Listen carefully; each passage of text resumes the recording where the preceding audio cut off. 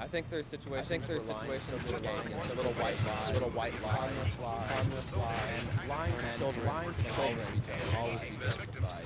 Some bad things are when you tell your kids. Medical authorities in Everything goes down. of the obvious threat to untold numbers of citizens, and because of the crisis which is even now developing, this radio station will remain on the air day and night. It's a This station worldwide and hundreds of other phenomenon radio where and adults TV stations nurture throughout and this part of the protect that country are imagination of pooling these their young resources children. through an These emergency young network children. hookup to keep you informed of all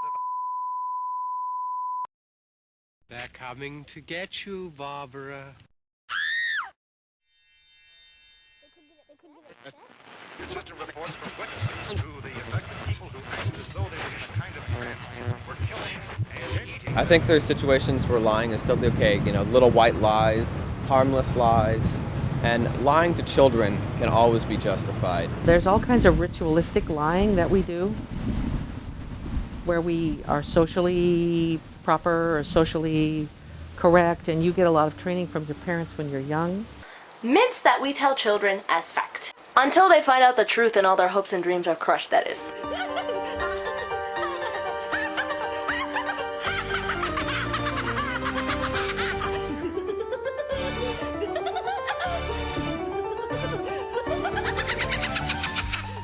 What I want to know is, why do we tell children that Santa Claus and the Easter Bunny and the Tooth Fairy are real in the first place? Why did we need to invent these myths?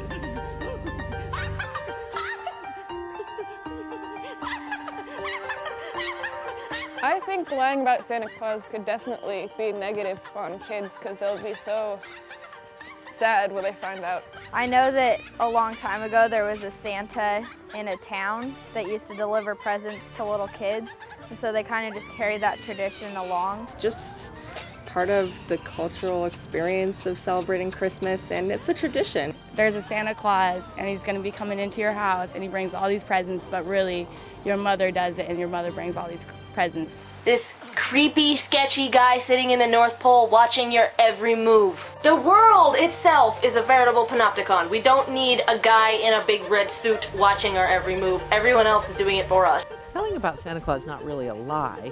White lie is still a lie. Well, lying about Santa will just get your kid mad at you. It's not doing any harm when you tell them that Santa's real. A reason I know he's real is last year I asked my dad if I could have an Xbox, and he said no, that he couldn't give one to me, but then Santa did. So.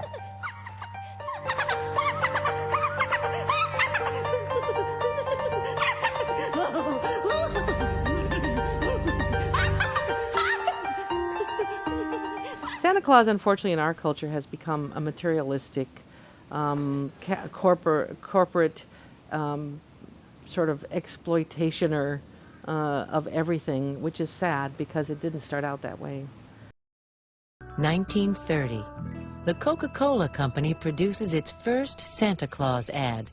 This initial ad appeared in the country's most popular magazines, the Saturday Evening Post, Ladies' Home Journal, National Geographic, and many more.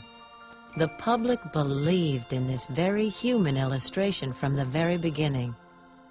Coca-Cola and Santa Claus will be together always.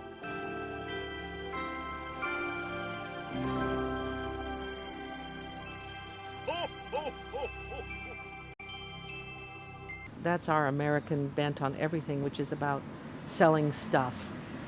So the original Santa Claus was just this wonderful being. It came from the myth of a bishop in the 1400s who saved 3 girls from going into basically prostitution and slavery by throwing some gold coins in the window of their father, who was destitute, so he could use that as a dowry. That's where the story of Santa Claus came from.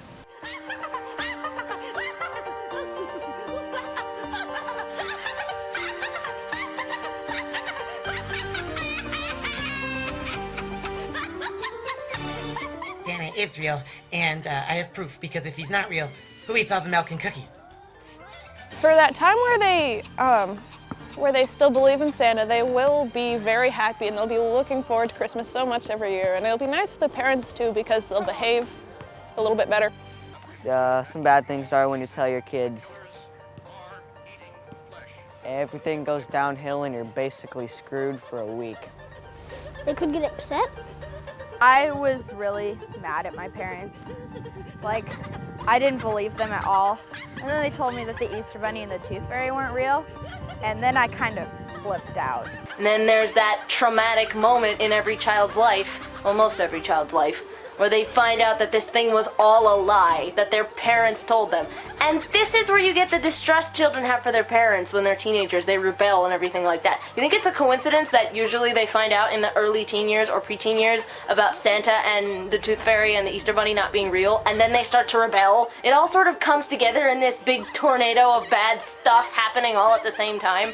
I don't think we need to add to it anymore. I really didn't want to make a blatant statement that there was this roly-poly gentleman that lived up in the North Pole and had, you know, elves working for him, and he was going to come through our chimney. I didn't want to tell my kids something that I felt was that blatant of a untruth or a lie. So I talked about it in terms of concept, so that when they realized that it was all a big fairy tale, they wouldn't feel like they had, in fact, been told a major lie by their parents. I was about 8 years old when I found out about Santa.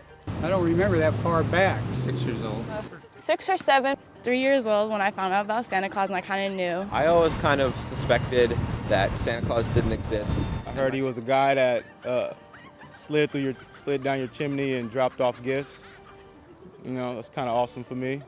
Well, I remember my father telling me about Santa Claus and that he didn't exist, and I think I was about maybe 11 years old. When I heard from some of the other kids at school, I thought it was kind of mean for them to be saying it, and then I realized it probably was true. Another reason that I know that Santa's real is that a couple years ago, when I was in my bed, I heard something on my roof, and I think it was reindeer hooves.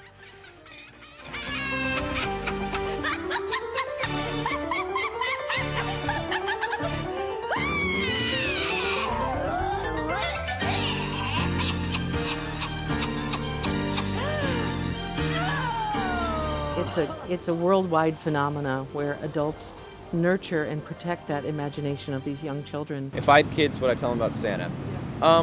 Yeah, I think I would. I think it'd be fun. I might even do the dress up in Santa routine, just for the fun of it. I like doing that kind of stuff, playing along. I would tell them that he is real because everyone knows about Santa, and so my kids would probably go and tell other people that Santa wasn't real, and then it would ruin their beliefs in Santa until their parents told them.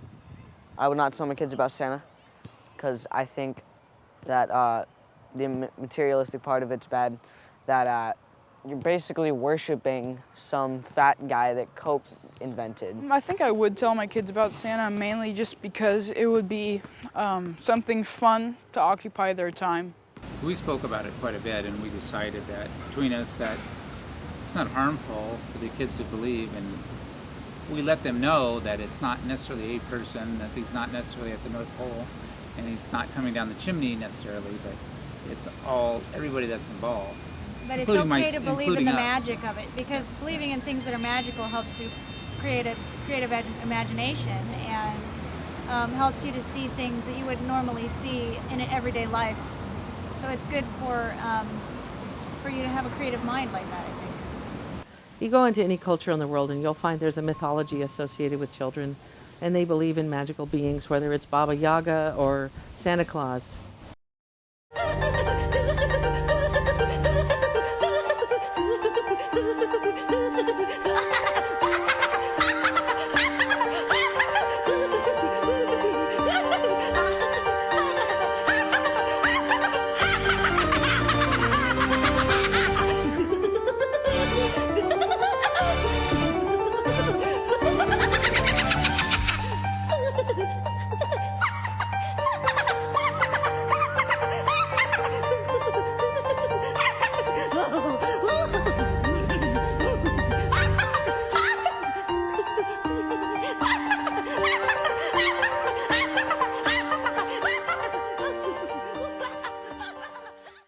Santa's not real.